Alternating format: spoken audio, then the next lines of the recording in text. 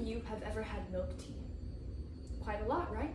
But did you know that this development is actually fairly new to the scope of East Asian tea culture?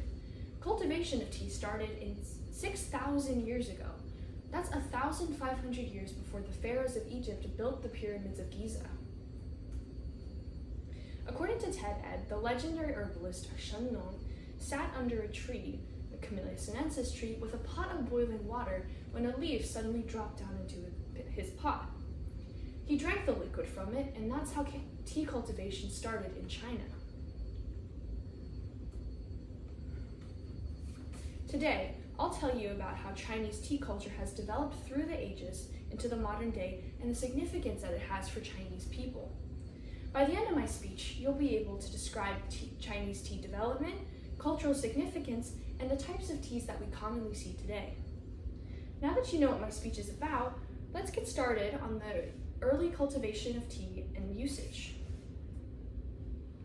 In 59 BC, Wang Bao wrote the first book on the preparation of tea. The popularization of it didn't really take off until the Han Dynasty, where we see tombs containing tea containers. In the Tang Dynasty, tea was so favored that it was designated as the national drink of China, and became such a favorite that many books, literature, and poems were written specifically about tea. Most notably, of course, is the Classic of Tea, written in 760 by Lu Yu. The Classic of Tea tells early Tang Dynasty methods of growth and preparation, as well as early tea culture from Buddhist monks. Tea in this era was in the form of bricks instead of loose leaf, and sometimes they were used for currency, but when drank, they had to be ground into a powder and whisked into a frothy consistency. Chinese don't usually drink tea this way anymore, but Japanese Buddhist monks in this time period brought this drink over to Japan, where we now know it as the popular beverage matcha. In the Ming Dynasty, these bricks were replaced by loose-leaf teas since it was so difficult to produce the cubes. In the 1600s, China began to export tea to Britain, and when this trade became imbalanced, Britain responded by trading opium to China. China, of course, seeing how harmful it was to its citizens, tried to resist it, but Britain responded by starting the Opium Wars.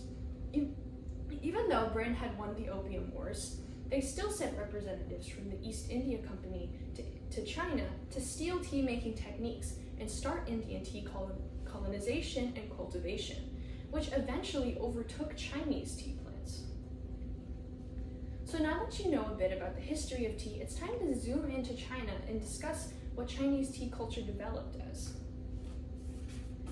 As society progressed in China, the act of tea became almost ceremonial. With different regions having different regional customs, the core of it remained consistent throughout the country. It no longer just quenched thirst, but it evolved into a social activity with numerous intricate details. For one, taste was a big part. It was judged based off of the aroma, the color, and the flavor of the tea. You had to have high scores in each of these in order to have consistent and well-rounded tea. The environment also mattered.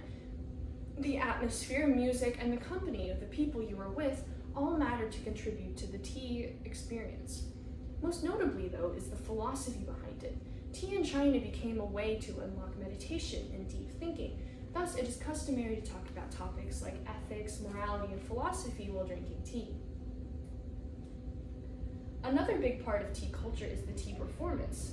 Chinese tea performance is taught in schools as part of an etiquette class, and is now in social situations in tea houses.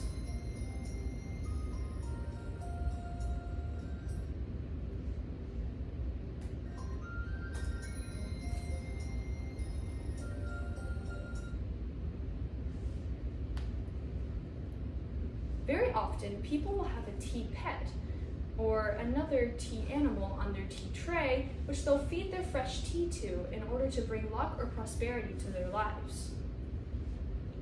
In daily life, tea houses were a way of gathering and getting together with people. And you could share ideas over a good cup of tea and bond with each other. With so many ceremonial types of tea and ways and places to drink it, you may be wondering, what are the most common types that you can find today? And this is where I answer that question. So when we talk about tea specifically, we talk about leaves from the Camellia sinensis plant. In its strictest form, only leaves from this plant, this tree, can be considered tea. Now, the differences in flavor are based off of manufacturing, not because of variety of species. So when we have white tea, we have no fermentation or very light. Green tea is lightly fermented, but nothing crazy. Oolong tea is half fermented, and black tea is fully fermented. On the other hand, herbal teas barely contain tea at all. Jasmine tea, it's a mixture of green tea and jasmine flowers, while barley tea has no tea leaves and is just roasted barley. Walukat tea is a drink that contains chrysanthemum, licorice, and honeysuckle, as well as a variety of other ingredients. Milk teas that we see here are more popular nowadays. We have milk tea boba, which was originating in Taiwan, Thai tea, and masala chai, which is from India. A popular Chinese saying is that nothing can't be solved over a cup of tea. Tea is deeply ingrained into the culture of Chinese people, and Chinese tea itself has been in development for 6,000 years with distinct eras and different methods of production. There's a multitude of different teas in the modern day, each with different traits.